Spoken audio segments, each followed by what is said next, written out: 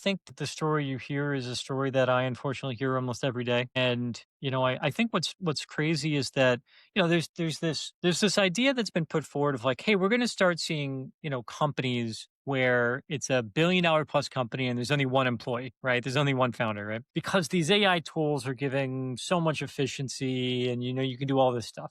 And unfortunately, that's also true and I tend to buy into that thesis. I think there's some truth there, and I think there's also similar truth to attackers being able to do that as well. Where if a really smart, proficient attacker can create a whole bunch of agents to do things on their behalf, and to be you know stealing funds and pulling things together and running it, then they're going to be able to make these really powerful institutions for attack that I think a lot of modern business is not ready for. And I think we're going to see in the next 5 years many of these incidents. The thing, this too, is that I've found security to be an incredibly opaque industry where most people will not speak publicly at all about the attacks that they've been through, right? And so it's pretty hard to kind of figure out what's actually happened and who's feeling what attacks. But we have, we're fortunate that at our company, we'll do 1,000 plus of these conversations a year. So we're just hearing directly from people. Oh yeah, we've had something like that. Oh man, you should have heard what happened last week. But there's nowhere that that's like centralized or known about. How's it going, everyone? So, real quick, before we continue with the episode, I got to tell you, this episode is actually sponsored by Adaptive Security. So, quick background, I was at a company and we fell prey to one of these deepfake attacks that almost cost the companies tens of millions of dollars. And we thought about it, and there was no real way to detect it other than putting up different barriers. But theoretically, eventually, the attacker could probably get through those barriers. And so that's when I actually stumbled upon Adaptive Security and I saw their product. I saw a demo. They actually deep faked me. An episode will be coming up in the future in a couple months of exactly that happening.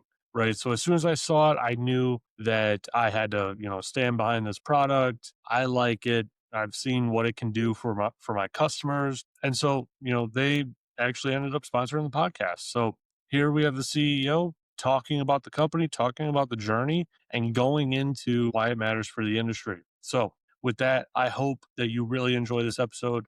I hope that you find it educational. And of course, if you like what you see, you want to learn more, you want to know more, go ahead and check out the links in the description. I know that the team over there will be more than happy to help you with any and all of your issues. All right, let's keep going with the episode. Yeah, that is true. It takes quite a lot or quite a large attack to, kind of show up in the news, so to speak. Like attacks happen every single day successfully, but you don't hear about, 95% of them. And then the ones that you do hear about, like, what was it? The MGM, social engineering attack, right? I mean, We that's we o- another great example. we only hear about it when it causes massive consumer disruption to the point that like it has to be covered. But it's like the classic mouse analogy where, oh, you see one mouse, that means you have 100 mice, right? Because there's all the other mice in the wall that you don't see. And I think that's something that become very clear to me in cyber. I guess I first experienced it. So, I was the founder and CEO of this company called Attentive that does text message based communications.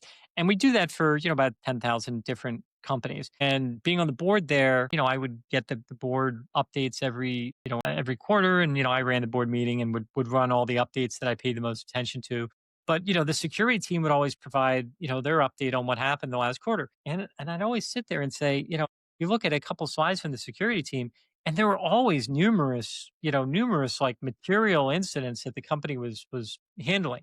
And like, this is like 1,000 person tech company, that most people have probably never heard of, right? So this is a company that like almost no one's heard of, and that it's a decent sized company. But if that's the level of issue that we were dealing with, it was just eye opening for me to say, man, we're dealing with all this. There must be so many incidents happening in so many companies that just gets zero coverage. Yeah.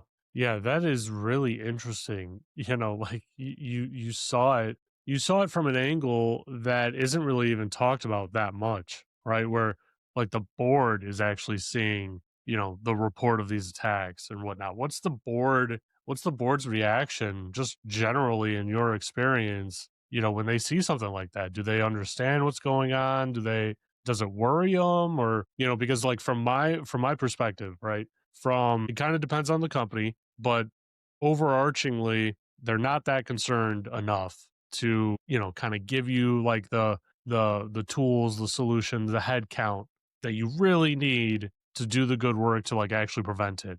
And there's probably a disconnect in there too, right? Like not explaining it properly, not vocalizing the risk properly. There's a whole bunch of different things that could go on with that. Yeah, I mean, look, I think that high level, I think it depends on the company, the vertical, obviously. But I think in general, people look at security as how they look at like insurance. We need to do it. We need to have stuff in place. It's also, to some degree, it's not going to drive the growth of the business. Which at the end of the day, the growth of the business and the profitability is what the board is going to care the most about. So I think that how can you? I mean, look, what's the board going to care about? Number one, growth and profitability. Number two, they are going to care about themselves. So I think being able to help them understand how it could impact them or how it could impact leadership of the company is an important thing.